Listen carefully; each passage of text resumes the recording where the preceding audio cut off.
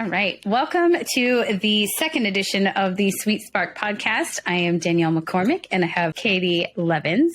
Hello. How are you today, ma'am? Howdy, howdy.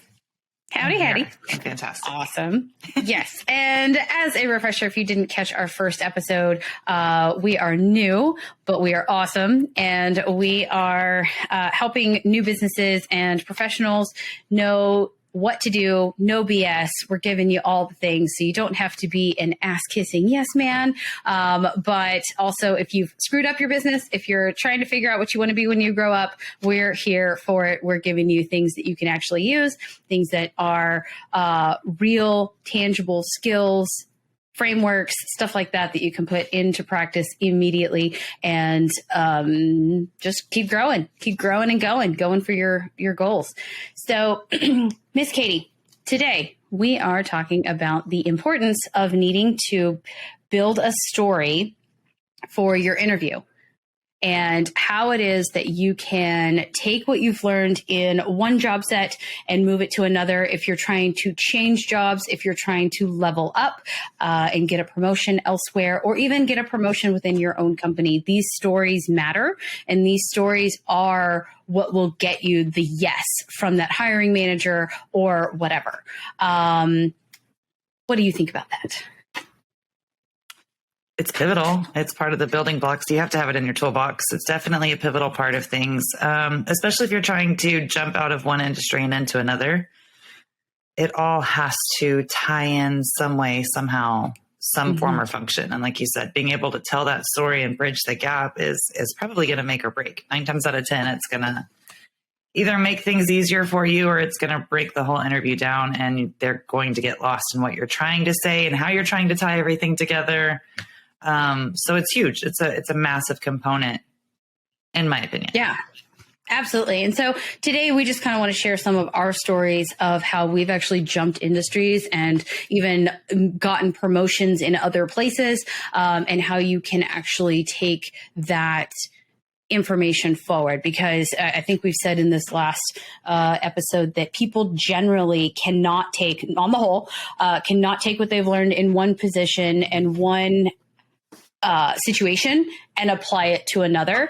And that person that you're walking through may actually be your hiring manager. It may be the HR person doing the initial screening. And so you've got to have that story prepared and teach them as to why it makes sense for you to go from this position to the next position. Why does it make sense to give you that promotion? Or why can you hack it in this industry if you've never actually worked in this industry? And I know that you actually changed places entirely from when we were working at the police department together to go into long-term care. How did you kind of tell that story as to what made you fit from going from emergency communications to long-term care, like BD, business development? A lot of it, you just have to try to find little tidbits that are similar to, and then speak to those. Ultimately, long-term care and emergency communications are, believe it or not, they're quite similar. And that's what I would share in my interview is, it's all, you're dealing with very high emotions, high energy in both settings. If you're dealing with emergency communications, people are losing their marbles or their life is in peril. Or if you're on the side that we are, where you're dispatchers, you're their lifeline. You've got to make sure they have the support and the backup when they need it.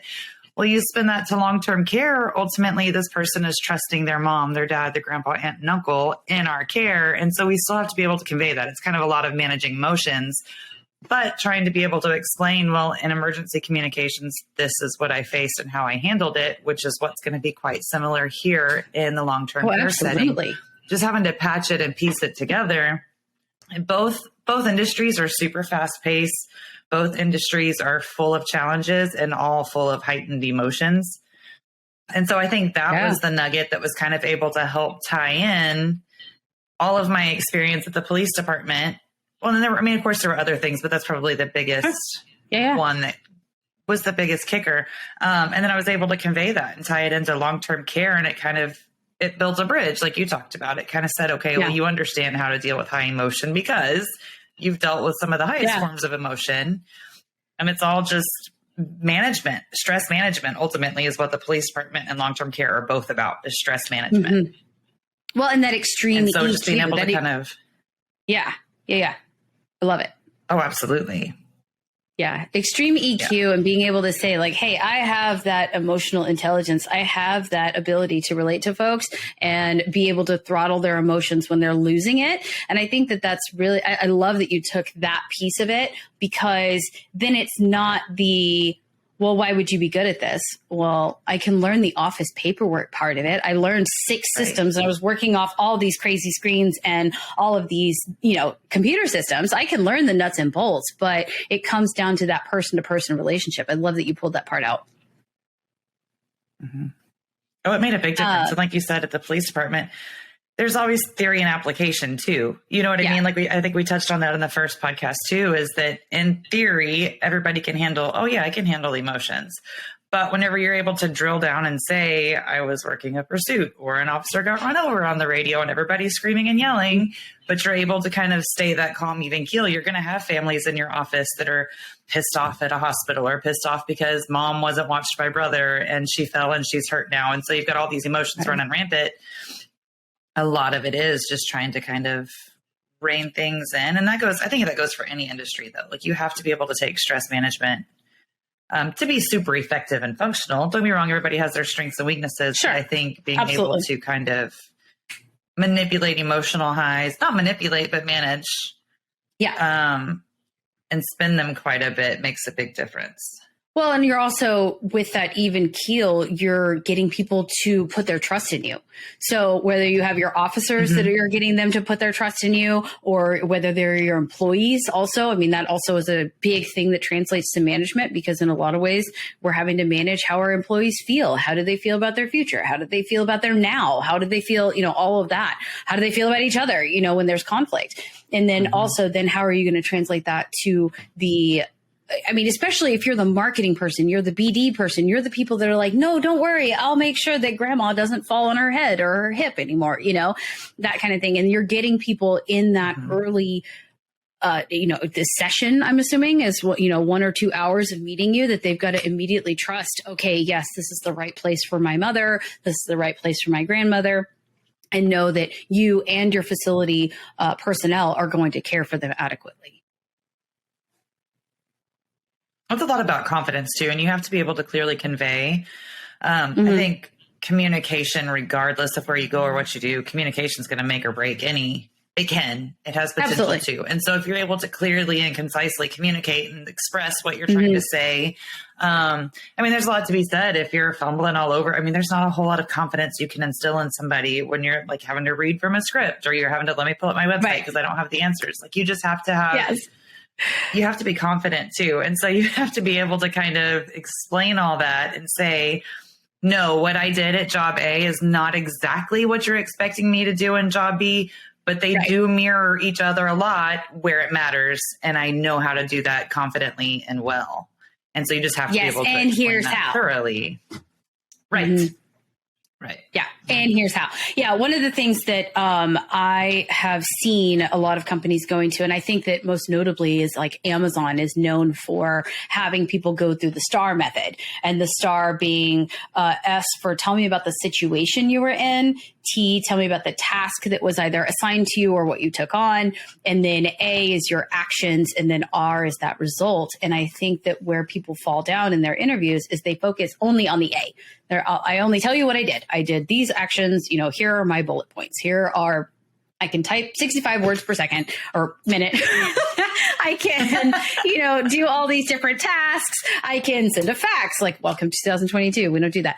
But, you can do all these hard skills, but where is the so what? And where is the practicality? And I think there's a lot of merit in going to that method and actually just talking your interviewer through what you did and what brought on. And I think we talked about in the Quiet Quitting podcast is there's all other duties as assigned is a gold mine and a great place for not only harvesting new skills, but also to take these arbitrary taskers that are given to you. And then what did you do with them?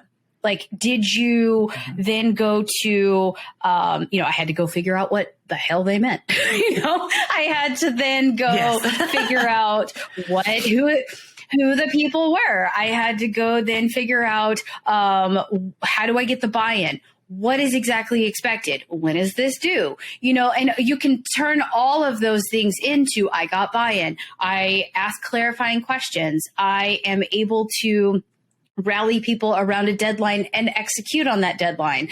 And when it may have just been like, hey, can you go figure out when this is due and what the paperwork is? But if you take out those nuggets and you break down what those skills are, how did you actually execute this? And those are applicable to so many areas that if you can get those buy-in, you can get actually people to agree that, hey, this shit is due on Friday, and then we are executing this in this fashion. This is our template, or this is our deliverable. And everyone says, yes, got it. And then you get a quality product from those people within that deadline.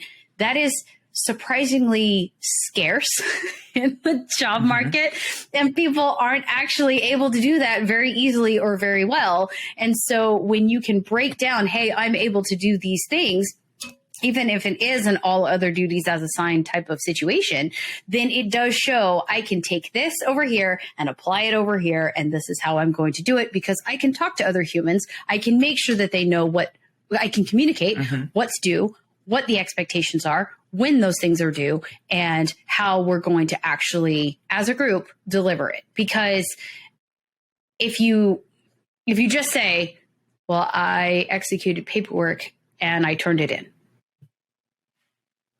Cool. That doesn't actually do. Yeah, exactly. Yeah. Good job. But if you are able to break out what those things are, I think that's really helpful. I mean, I had so many questions when I was crossing over from being a paralegal to then being a project manager, because, have you ever managed a project before? And being able to tell, if you're at our firm, we did a lot of class action lawsuits. And when you have 20, 30, 40 plaintiffs in a case, you're having to manage each and every one of their files. You're having to manage all of their deadlines. They have differing deposition deadlines. They have differing, submittals for whatever these various court deadlines are. And you're managing all of those pieces, making sure that your attorneys know that, communicating that onto the, group calendar, and making sure that all of that stuff gets in by 5 p.m. at that specific day. That is all managing one large project. And actually, it's a very complex project if you start to break out what those pieces are, because if it was just a group of 5 people having to execute one thing by a deadline, that would be easy day. But if it's, all these different moving parts, and you actually start to break out what those requirements were on a day-to-day, that is actually very complex and translated, at least for me, very well to project management. Well, especially if you dive a little bit deeper too, and you throw in that other nugget, you've got 25, 30 different clients in your class action lawsuit. You have 25, 30 different personalities and different needs and different things. Yeah. So, I mean, it absolutely, you can dive in and you can totally pinpoint the buzzwords, I guess, for lack of a better term, the things are going to be like, oh, well, I didn't think about it on that level. There's absolutely nothing wrong with putting a little bit of personal experience and personality into your story too. It'll go a long way in pointing it out. You may think it's the obvious. You're dealing with 25 or 30 people. It's a lot of different things going on, but sometimes you need to call attention to the obvious to be like, that is a big deal. You've got 25 different personalities and needs and deadlines and issues. It does make a big bit of difference to hone in on those little things, and never assume that somebody knows, because sometimes, I've seen it before. Sometimes the HR manager or whoever's doing the initial interview, they don't have the experience and skill set for the job that they're kind of screening for. And so they don't know. You may think we're talking apples to apples, but just like in long-term care facilities, HR doesn't always have a nursing license.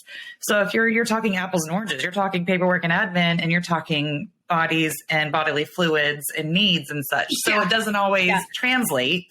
You have to sometimes consider that I do need to point out the obvious because this person may not have the same scope or be looking at it through the same lens.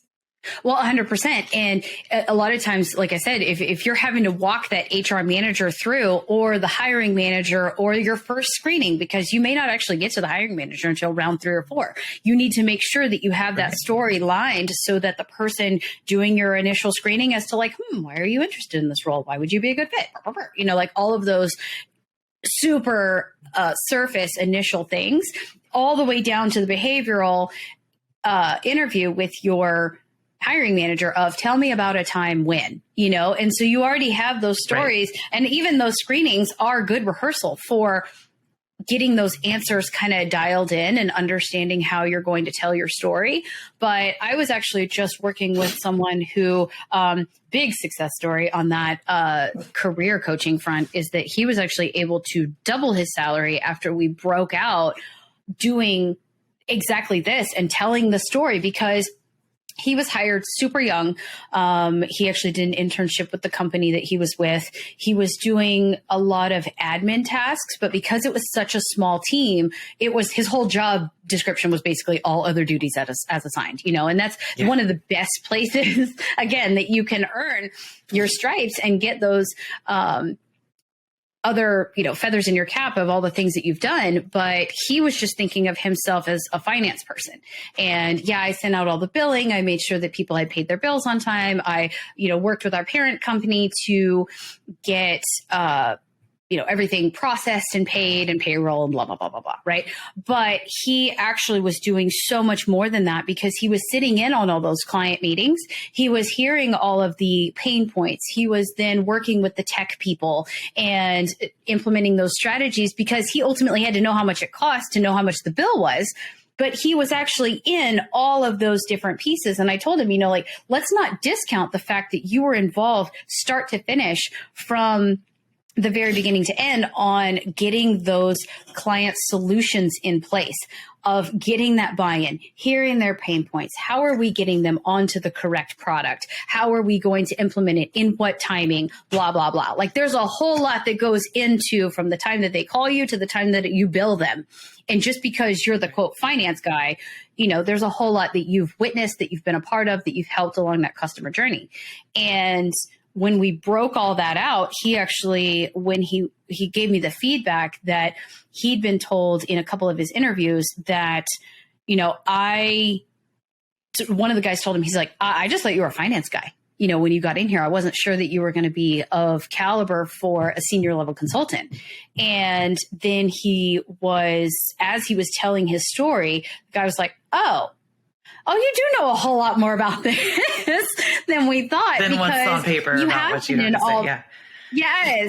Yes, exactly. And just writing down the executables is so check the box and keeps you in a box and not allow you to kind of grow, explore new opportunities. Where could these different roads lead you? But you have to be able to tell that story. And in some ways, you know, like we talked about before, like you can put the spin on anything. Like either, yes, I turned all my paperwork in by Friday. I never missed a deadline.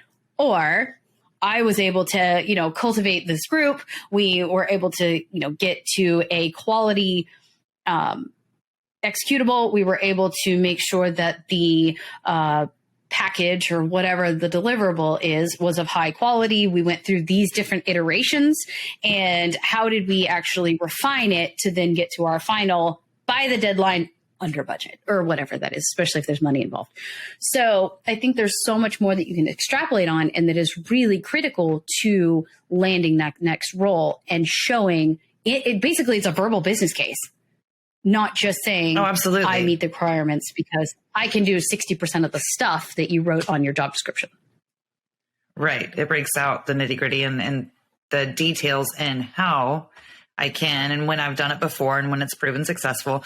And a lot of it snowballs back to the Quiet Quitting podcast.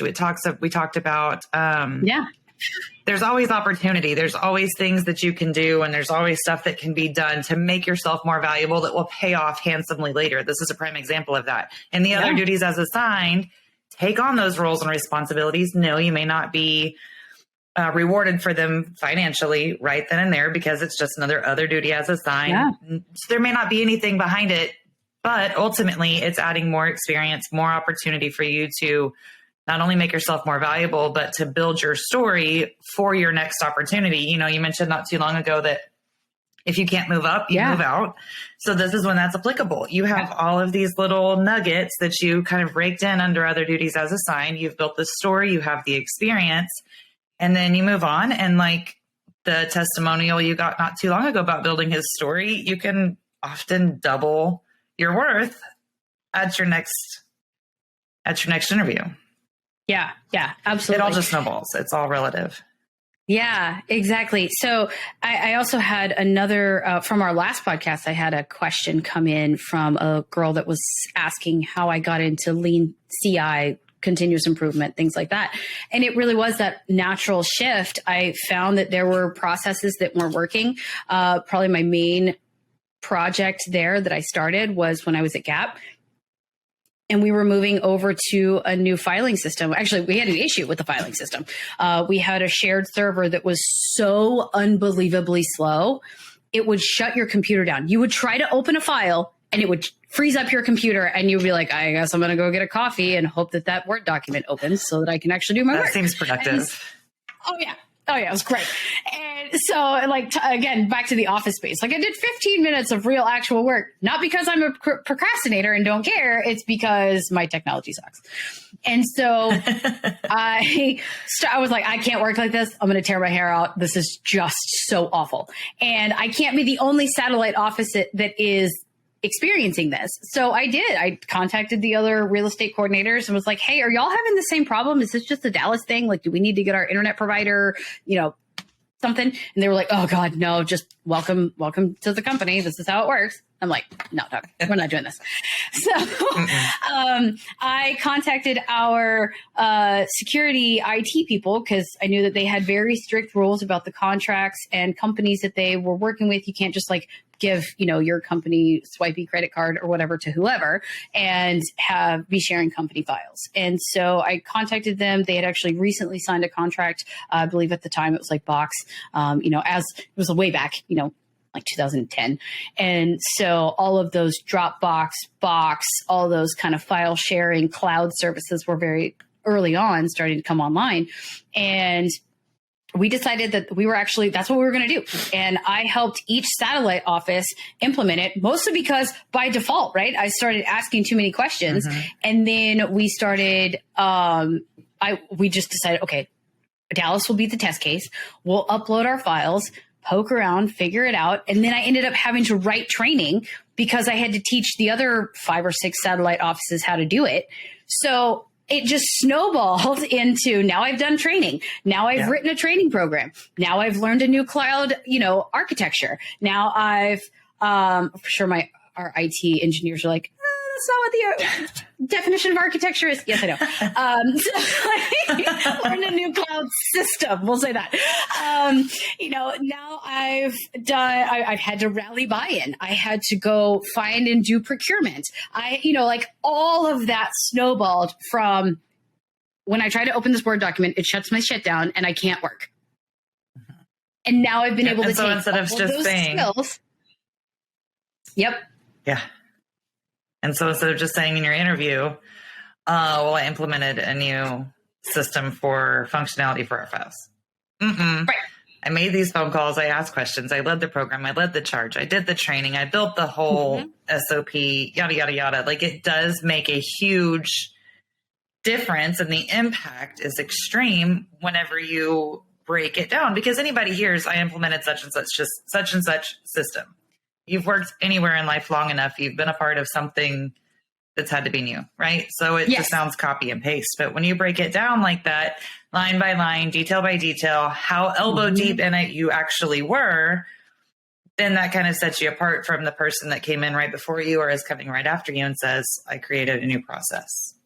Right. You know what I mean? Exactly. Like, check. Yeah. Check. Yeah. And then, I mean, even being able, there was cost savings associated with that because now our manpower is much more effective. All the hours that we put in are actually productive, not just sitting there like, okay, I'm gonna wait for this document to open so I can actually get it done. Or God forbid you try to save a PowerPoint onto the shared drive and it just locks up. So you could actually get all of your work done. But then there was these big conferences that they would have to go to quarterly and annually at headquarters, and they would literally have to hand carry or ship their files over to do that. Well, now it's on their iPad.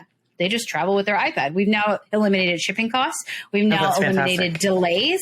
We've now eliminated all of that kind of stuff. And now also, because we were talking about leasing, when they're on site, they can go to that file. They can pull the plans up. They don't have to carry these giant rolls of stuff with them because they're already in the iPad. You know, so it just, you can talk about all of that productivity increase and all of the changes from my files didn't work and I didn't like it and I got annoyed. Mm-hmm. That's a beautiful thing. The gift of gab is sometimes awfully quite beneficial. Yeah. This is one time it will behoove you to talk it up a bit. Right. But I mean, talk about your frustrations because especially if you're talking about something as simple as changing from paper files or a shared drive to a cloud, everybody's been there where you get the spinning wheel of death and you want to rip your hair out and you can tell somebody else that and they're like, oh my God, me too. You know, like, you sure you want to work here? Make it our relatable. Do the same thing. You know, like, so like we're having the exact same problem. Man, once you're on board, job for you. Yeah. Once you're on board, we have your first action item. Yes, exactly. Yep. Yeah. Sign this heifer up. She knows what she's doing. Been there, done that. Right? Yeah, exactly. Already have your first stretch assignment. You know, so there's all of those things that would even, then when you're trying to like, yes, does it make it relatable? But it also could give you a leg up. You have no idea what the other candidates are saying, what the other candidates are doing, whether they are giving good answers. And if it comes down to you told a relatable story about how your skills apply, what you would be able to do here, the fact that you did it somewhere else, and that you can then execute the job. And there may be a little bit of a learning curve because you don't know the jargon, or there may be a little bit of a learning curve because you've not worked specifically in this industry. But you can have all those other relatable people skills that show what was that situation?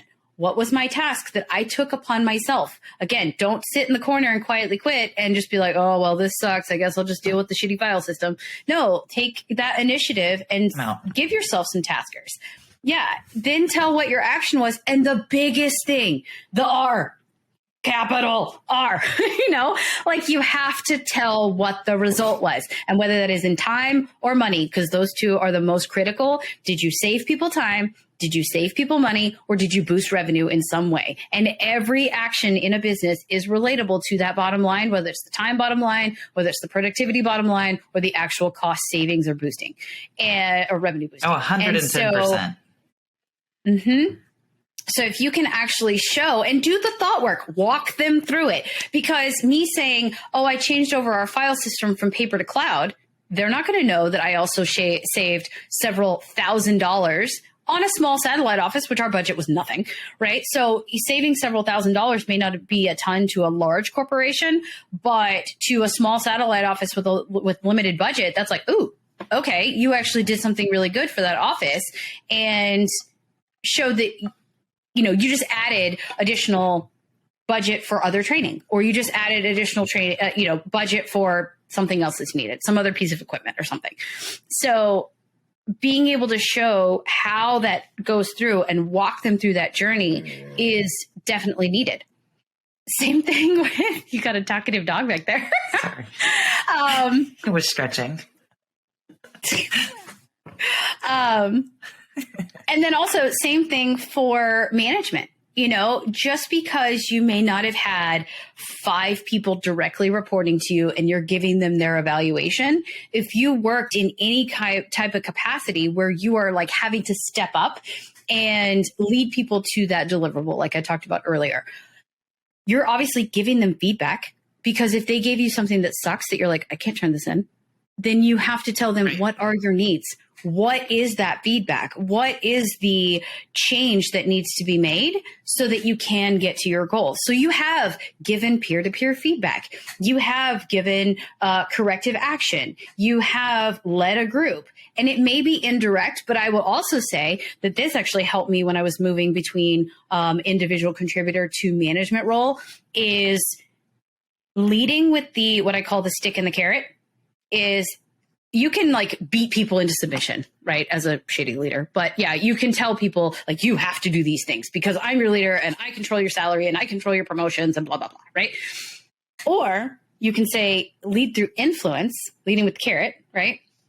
Lead through influence and say, hey, we have to get to this. We have to do this as a group. We are going to deliver. I need you to help us deliver this for the group.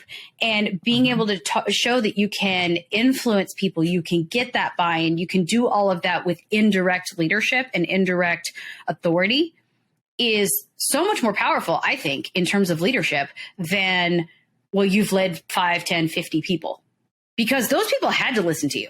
The people that are on your project plan that don't have to listen to you are the ones that are like, oh, I choose to follow you. I choose to work with you. I choose to help you deliver this on time, under budget, whatever the case may be. And that natural buy-in is so much more powerful. And I think especially being able to lean into that and tell people like they didn't have to listen to me, but they did. And now I feel like I am actually ready to manage people because I have worked in this capacity, leading, mentoring, whatever that is on these various projects or sidebar stretch assignments. That is going to be a whole lot more powerful and a whole lot more impactful, being able to say, I had these people choose to do this, or these people volunteer to do this alongside with me, or, through my leadership. I think that makes a lot bigger of an impact than they had to because I was their supervisor. Like it makes you it all goes back. It makes you more personable. It makes you stress manager. It kind of all snowballs together, and being able to very precisely convey, I did X, Y, and Z to get to this location and this point and this outcome with this fantastic outcome, this story, this is how I did it, whether the industries are the same or not. Ultimately, I can still pick up all of these tools that I used over here for this task, and I can apply them to this task and still be super successful. Yes. And especially because nobody wants to hire another shitty boss. So especially if you can say, I got people to follow with me, I got the buy-in, I got people to work with me, I was able to be that glue on the team to make people want to come and get to this outcome in a good way, And that is huge, because if they're like, okay, so I just have to teach you the jargon, or I have to teach you the specific system, or I have to teach you whatever, people are much more willing, when I say people, I mean the hiring managers are much more willing to take you by the hand and teach you the nuts and bolts, because they know that as a human, you are going to be better in that role, better suited for that position, better suited for that group of people than someone that may have been in industry for a long time, but can't actually get people to work with them. Well, and let's be real too. People always want a go-getter as well. And so if you've shown initiative and ambition by saying, I recognize this issue and I started tracking down answers and I started doing this, and then I made a presentation and I was like, hey, this needs to be fixed. Here are some answers to some of the questions that I know you're going to ask. It all, you know what I mean? It's super pivotal. Somebody's going to be like, this person's not just going to sit and milk the time clock. If there's an issue, they're going to take ambition and they're going to take initiative and try to get it fixed. They're going to make things better. So then productivity is going to increase for everybody that is involved in that process. Absolutely. Like you said, bottom line is going to feel there's going to be a little more wiggle room for X, Y, and Z. It's going to make a big difference, and they'll see the overall outcome as long as you're able to outline all of those different pieces of the bullet point. Like you take that bullet point and you go sub bullet point and sub bullet point. Like you've got to break it down so that it's processable. You got to digest it. You got to be able to feel it all. Right. And yeah, like you said earlier, like just being able to state the obvious, walk them through it, and make sure that they understand that they're not hiring just another doer, that they're hiring somebody that will actually come in and not have to be told X, Y, Z. I have to do the thinking for you, all that kind of stuff. I mean, I tell people on my team all the time, if I have to tell you every single thing to do, I don't need you. Like, that's not to be rude, but I can't do my job and your job ahead of you doing your job, and you're just executing stuff. Like, you have to have a brain. You have to think. You have to be able to do things on your own. And my favorite thing is, hey, I had an idea. Fucking great. Tell me what that idea is, because I want thinkers. Even if it's one of those, you're like, cool. No. At least you're thinking. At least you're thinking. Yes. It's much better than, people just being like, okay, what's next on my plate? What's next on my to-do list? Like, get into it, take initiative, because it also shows ownership over your position, over where you're going and where you want your team and your revenue to go. So people want those type of partners. And when you're showing that you are a partner and not just a doer, that makes you so much more valuable, even if you are trying to do the leapfrog between management and individual contributor, overall industries, all of that kind of stuff. So absolutely. Well, hope this is helpful. Definitely hope that we're definitely going to post some more frameworks in our blog and in our posts on social media. So please like and follow. And if you found this valuable, please subscribe. We would love to have you as a listener as we continue to grow our podcast and grow our overall base. But we're here for you. So until next time, thank you so much.